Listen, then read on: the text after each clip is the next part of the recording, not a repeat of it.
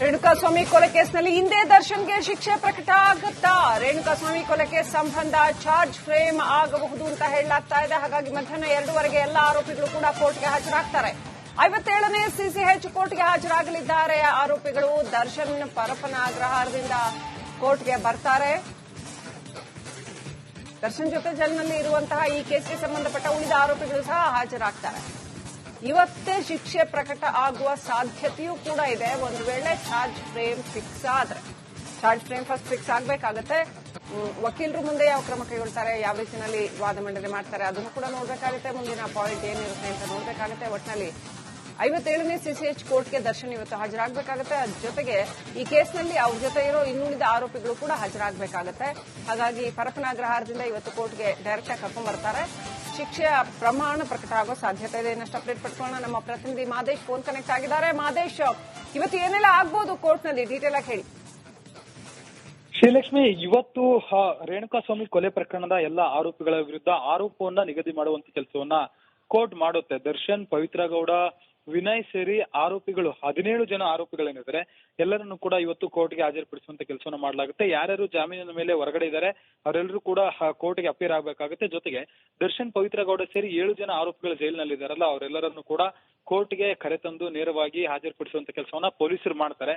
ಈ ಒಂದು ಸಂದರ್ಭದಲ್ಲಿ ಎಲ್ಲಾ ಆರೋಪಿಗಳಿಗೂ ಕೂಡ ಈ ಒಂದು ಪ್ರಕರಣದಲ್ಲಿ ಇರುವಂತ ಆರೋಪಗಳನ್ನ ಅವರಿಗೆ ತಿಳಿಸುವಂತ ಕೆಲಸವನ್ನ ಮಾಡಲಾಗುತ್ತೆ. ಅಂದ್ರೆ ಚಾರ್ಜ್ ಶೀಟ್ ನಲ್ಲಿ ಪೊಲೀಸರು ತನಿಖೆ ವೇಳೆ ಯಾವ್ಯಾವ ಆರೋಪಿಗಳ ವಿರುದ್ಧ ಏನೇನು ಆರೋಪವಿದೆ, ಅವರು ಯಾವ್ಯಾವ ಕೃತ್ಯದಲ್ಲಿ ಭಾಗಿಯಾಗಿದ್ರು, ಅವರ ವಿರುದ್ಧ ಯಾವ್ಯಾವ ಸೆಕ್ಷನ್ ಗಳನ್ನ ಹಾಕಲಾಗಿದೆ ಅನ್ನುವಂಥದ್ದನ್ನ ನ್ಯಾಯಾಧೀಶರು ಅವರಿಗೆ ಪ್ರಶ್ನೆ ಮಾಡಿ ವಿಚಾರಿಸುವಂತ ಕೆಲಸವನ್ನ ಮಾಡ್ತಾರೆ. ಅಂದ್ರೆ ಎಕ್ಸಾಂಪಲ್, ಈಗ ದರ್ಶನ್ ವಿರುದ್ಧ ಕೊಲೆ ಮತ್ತೆ ಒಳಸಂಚು, ಕಿಡ್ನಾಪ್ ಮತ್ತೆ ಸಾಕ್ಷಿನಾಶದಂತ ಗಂಭೀರ ಪ್ರಕರಣಗಳು ಅವರ ವಿರುದ್ಧ ಆರೋಪಗಳಿದೆ. ಆ ಒಂದು ಆರೋಪಗಳಿಗೆ ಸಂಬಂಧಪಟ್ಟಂತೆ ನ್ಯಾಯಾಧೀಶರು ಅವರನ್ನ ಪ್ರಶ್ನೆ ಮಾಡ್ತಾರೆ. ಅಂದ್ರೆ ದರ್ಶನ್ಗೆ ನಿಮ್ಮ ಮೇಲೆ ಈ ರೀತಿಯಾಗಿ ಕೊಲೆ ಆರೋಪ ಇದೆ, ಅದನ್ನ ನೀವು ಒಪ್ಕೊಳ್ತೀರಾ ಅಥವಾ ಇದ್ರ ಬಗ್ಗೆ ನೀವೇನು ಹೇಳ್ತೀರಾ ಅಂತ ಕೇಳ್ತಾರೆ.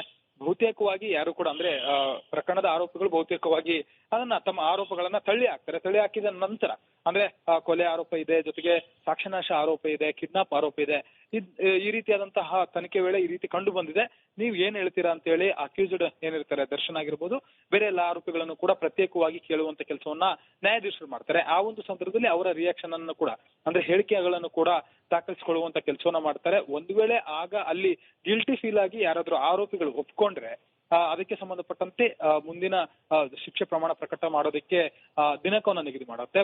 ಬಹುತೇಕ ಆ ರೀತಿಯಾದಂತ ಚಾನ್ಸಸ್ ಆಗುವಂತದ್ದು ತೀರಾ ಕಮ್ಮಿ. ಯಾಕಂದ್ರೆ ಆ ಆರೋಪಗಳು ಇರೋದ್ರಿಂದ ಆರೋಪಗಳನ್ನ ತಳ್ಳಿ ಹಾಕುವಂತ ಕೆಲಸವೇ ಬಹುತೇಕ ಮಾಡಲಾಗುತ್ತೆ. ಅದರಲ್ಲೂ ಕೂಡ ಈಗಾಗಲೇ ಕೋರ್ಟ್ ನಲ್ಲಿ ಚಾಲೆಂಜ್ ಮಾಡುವಂತ ಕೆಲಸಗಳನ್ನು ಕೂಡ ಅಂದ್ರೆ ತಮ್ಮ ಮೇಲಿನ ಆರೋಪಗಳನ್ನ ಚಾಲೆಂಜ್ ಮಾಡುವಂತ ಕೆಲಸದಲ್ಲೂ ನಿಟ್ಟಿನಲ್ಲೂ ಕೂಡ ದರ್ಶನ್ ಅವರ ವಕೀಲರ ಜೊತೆ ಸಾಕಷ್ಟು ವಿಚಾರಗಳನ್ನು ಕೂಡ ಚರ್ಚೆ ಮಾಡ್ತಿದ್ದಾರೆ. ಇವತ್ತು ಆರೋಪಗಳನ್ನ ನಿಗದಿ ಮಾಡುವಂತ ಸಂದರ್ಭದಲ್ಲಿ ಅಂದ್ರೆ ದರ್ಶನ್ ವಿರುದ್ಧ ಆಗಿರ್ಬೋದು, ಬೇರೆ ಬೇರೆ ಆರೋಪಿಗಳ ವಿರುದ್ಧ ಯಾವ ಸೆಕ್ಷನ್ ಅಡಿ ಪ್ರಕರಣವನ್ನ ದಾಖಲಿಸಲಾಗಿದೆ ಆ ಒಂದು ವಿಚಾರಕ್ಕೆ ಸಂಬಂಧಪಟ್ಟಂತೆ ಕ್ಲಾರಿಫಿಕೇಶನ್ ಅನ್ನ ಪಡೆಯಲಾಗುತ್ತೆ. ಆರೋಪಗಳನ್ನ ನಿಗದಿ ಮಾಡಲಾಗುತ್ತೆ. ಅವರ ಆರೋಪವನ್ನ ನಿಗದಿ ಮಾಡಿರುವಂತ ವಿಚಾರಕ್ಕೆ ಸಂಬಂಧಪಟ್ಟಂತೆ ಟ್ರಯಲ್ ಅನ್ನ ಶುರು ಮಾಡ್ತಾರೆ. ಟ್ರಯಲ್ ಡೇಟ್ ಅನ್ನ ಶುರು ಮಾಡಿದ್ಮೇಲೆ ತನಿಖೆ ವೇಳೆ ಏನೆಲ್ಲ ಸಾಕ್ಷಿಗಳು ಪತ್ತೆ ಆಗಿತ್ತು, ದರ್ಶನ್ ಪ್ರಮುಖವಾಗಿ ದರ್ಶನ್ ಆಗಿರ್ಬೋದು, ಬೇರೆ ಬೇರೆ ಆರೋಪಿಗಳು ಯಾವ್ಯಾವ ಪಾತ್ರ ಇದೆ, ಅವರ ವಿರುದ್ಧ ಎಷ್ಟು ಸಾಕ್ಷಿಗಳಿದೆ, ಸುಮಾರು 200ಕ್ಕೂ ಹೆಚ್ಚು ಸಾಕ್ಷಿಗಳನ್ನ ಈ ಒಂದು ಕೇಸ್ನ ತನಿಖೆ ವೇಳೆ ತನಿಖಾ ತಂಡ ಕಲೆ ಹಾಕುವಂತ ಕೆಲಸವನ್ನ ಮಾಡಲಾಗಿತ್ತು. ಅದರಲ್ಲೂ ಕೂಡ ದರ್ಶನ್ ವಿರುದ್ಧ ಸಾಕಷ್ಟು ಪ್ರಬಲ ಸಾಕ್ಷಿಗಳಿದ್ವು. ಅವೆಲ್ಲವೂ ಕೂಡ ಟ್ರಯಲ್ ನಲ್ಲಿ ಪರಿಶೀಲನೆ ಮಾಡುವಂತ ಕೆಲಸವನ್ನ ನ್ಯಾಯಾಲಯ ಮಾಡಲಿದೆ.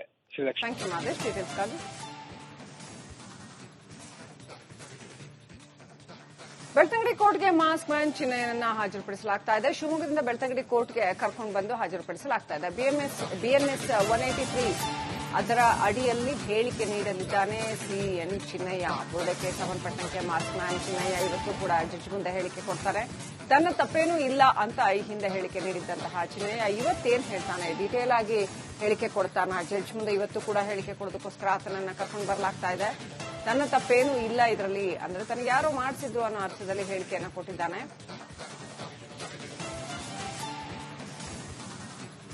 ಹಣ ವರ್ಗಾವಣೆ ಮಾಡಿರೋದು, ಈತನ ಅಕೌಂಟ್ಗೆ ಹಣ ವರ್ಗಾವಣೆ ಮಾಡಿರೋದು ಕೂಡ ಸಾಕಷ್ಟು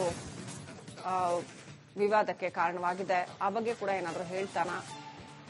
ಸದ್ಯ ತನ್ನ ತಪ್ಪೇನೂ ಇಲ್ಲ ಅಂತ ಹಿಂದೆ ಜಡ್ಜ್ ಎದುರು ಹೇಳಿರ್ತಕ್ಕಂಥದ್ದು, ನಿನ್ನೆ ಹೇಳಿರ್ತಕ್ಕಂಥದ್ದು. ಇವತ್ತು ಮತ್ತೆ 183 ಬಿಎನ್ಎಸ್ 183 ಅಡಿಯಲ್ಲಿ ಮತ್ತೆ ಹೇಳಿಕೆ ತಗೋತಾರೆ. ಸೊ ಏನ್ ಹೇಳಿಕೆ ಕೊಡ್ತಾನೆ ಇವತ್ತು, ಡೀಟೇಲ್ ಆಗಿ ಏನ್ ಹೇಳ್ತಾನೆ? ಯಾಕಂತಂದ್ರೆ ಜಡ್ಜ್ ಮುಂದೆ ಕೊಡೋ ಈ ಹೇಳಿಕೆ ಈ ಹಿಂದಿನ ಹೇಳಿಕೆಗಳಿಗೆ ವ್ಯತಿರಿಕ್ತವಾಗಿದ್ದಲ್ಲಿ ಖಂಡಿತವಾಗ್ಲೂ ಬುರ್ಡೆ ಗ್ಯಾಂಗ್ಗೆ ಸಂಕಷ್ಟ ತಪ್ಪಿದ್ದಲ್ಲ.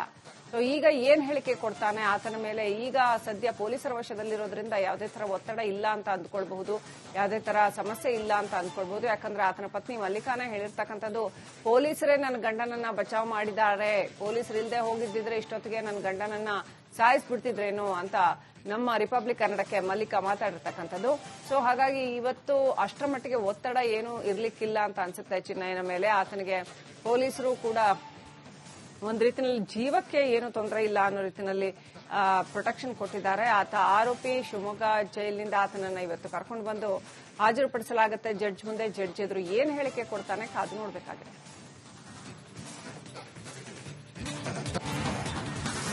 ಅಪ್ಡೇಟ್ ಬ್ರೇಕಿಂಗ್ ಬರ್ತಾ ಇದೆ. ಚಿನ್ನಯ್ಯನ ಪತ್ನಿ ಅಕೌಂಟ್ಗೆ ಹಣ ವರ್ಗಾವಣೆ ಆಗಿರೋ ವಿಚಾರಕ್ಕೆ ಸಂಬಂಧಪಟ್ಟಂತೆ ಎಸ್ಐಟಿ ಎದುರು ಹಣ ವರ್ಗಾವಣೆ ಆಗಿರುವ ಬಗ್ಗೆ ಒಪ್ಪಿಕೊಳ್ಳಲಾಗಿದೆ. ಕುಮರೋಡಿ ಪತ್ನಿ ಹಾಗೂ ಇತರರು ಹಣ ವರ್ಗಾವಣೆ, ಅವರ ಅಕೌಂಟ್ಗಳಿಂದ ಹಣ ವರ್ಗಾವಣೆ ಆಗಿರ್ತಕ್ಕಂಥದ್ದು. ಅನೇಕರು ಹಣ ವರ್ಗಾವಣೆಯನ್ನ ಒಪ್ಪಿಕೊಂಡಿದ್ದಾರೆ. ಚಿನ್ನಯ್ಯನ ಹೆಂಡತಿ ಕಷ್ಟ ಹೇಳ್ಕೊಂಡ ಹಿನ್ನೆಲೆಯಲ್ಲಿ ಹಣ ವರ್ಗಾವಣೆ ಮಾಡಿದೀವಿ, ಮಾನವೀಯತೆ ದೃಷ್ಟಿಯಿಂದ ಅವರು ಒಂದಷ್ಟು ಹಣ ಹಾಕಿದೀವಿ ಅಂತ ಕುಮರೋಡಿ ಗ್ಯಾಂಗ್ ಹೇಳಿದೆ. ಇನ್ನಷ್ಟು ಅಪ್ಡೇಟ್ ಪಡ್ಕೊಳ್ಳೋಣ. ನಮ್ಮ ಪ್ರತಿನಿಧಿ ಮುತ್ತರಾಜ್ ಫೋನ್ ಕನೆಕ್ಟ್ ಆಗಿದ್ದಾರೆ. ಮುತ್ತಪ್ಪಲವಾಣಿ, ಏನ್ ನಡೆದಿದೆ ಇವತ್ತು? ಏನ್ ಹೇಳಿಕೆ ಕೊಡಬಹುದು ಚಿನ್ನಯ್ಯ? ಆಮೇಲೆ ಹಣ ವರ್ಗಾವಣೆ ಮಾಡೋದನ್ನ ಅವರೆಲ್ಲರೂ ಒಪ್ಕೊಂಡಿದ್ದಾರಾ? ಒಪ್ಕೊಂಡ್ರೆ ಮುಂದೆ ಅದರ ಲೀಗಲ್ ಕಾನ್ಸಿಕ್ವೆನ್ಸಸ್ ಏನಿರುತ್ತೆ? ಏನೆಲ್ಲ ಅಪ್ಡೇಟ್ ಇದೆ?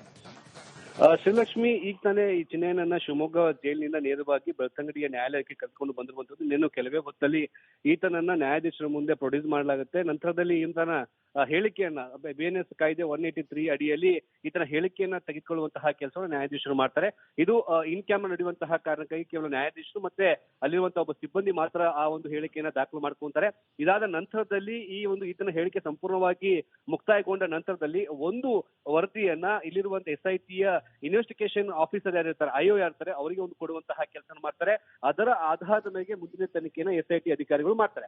ಮತ್ತೊಂದು ಹಂತದಲ್ಲಿ ನೋಡ್ತಾ ಹೋದ್ರೆ ಈ ಚಿನ್ನಯ್ಯ ಮತ್ತು ಚಿನ್ನಯ್ಯನ ಪತ್ನಿ ಅಕೌಂಟ್ಗೆ ಹಣ ವರ್ಗಾವಣೆ ಮಾಡುವ ವಿಚಾರಕ್ಕೆ ಸಂಬಂಧಪಟ್ಟಂತೆ SIT ಅಧಿಕಾರಿಗಳು ಕೆಲವರಿಗೆ ನೋಟಿಸ್ ಕೊಡುವಂತಹ ಕೆಲಸವನ್ನ ಮಾಡಿದ್ರು.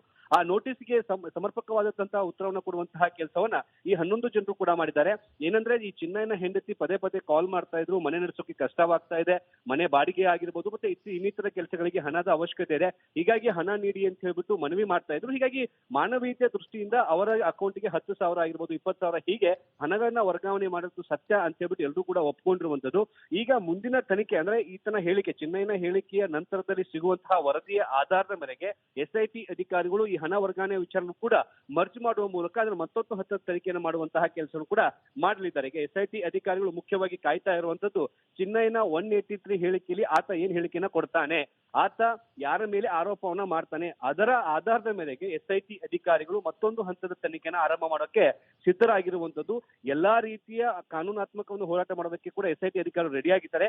ಆತನ ಹೇಳಿಕೆ ಪಡೆದುಕೊಂಡ ನಂತರದಲ್ಲಿ ಯಾವ ರೀತಿಯಾಗಿ ಯಾರನ್ನು ವಶಪಡಿಸ್ಕೋಬೇಕು ಅದರಕ್ಕೂ ಕೂಡ ಸಜ್ಜಾಗುವಂತಹ ಕೆಲಸವನ್ನು SIT ಅಧಿಕಾರಿಗಳು ಸದ್ಯಕ್ಕೆ ಮಾಡಿಕೊಂಡಿದ್ದಾರೆ. ಇನ್ನು SIT ಅಧಿಕಾರಿಗಳು ಹಣದ ವಿಚಾರವಾಗಿ ಕೂಡ ಯಾರಿಗೆಲ್ಲ ನೋಟಿಸ್ ಕೊಟ್ಟಿದ್ದಾರೋ ಅವರ ವಿಚಾರಣೆ ನಡೆಸು ಕೂಡ ಅವಶ್ಯಕತೆ ಬಿದ್ದರೆ SIT ಕಚೇರಿಗೆ ಬರಬೇಕು ಎಂಬ ಒಂದು ಸೂಚನೆಯನ್ನು ಕೂಡ ಕೊಟ್ಟಿರುವಂತದ್ದು. Srilakshmi, right, thank you Muthappa.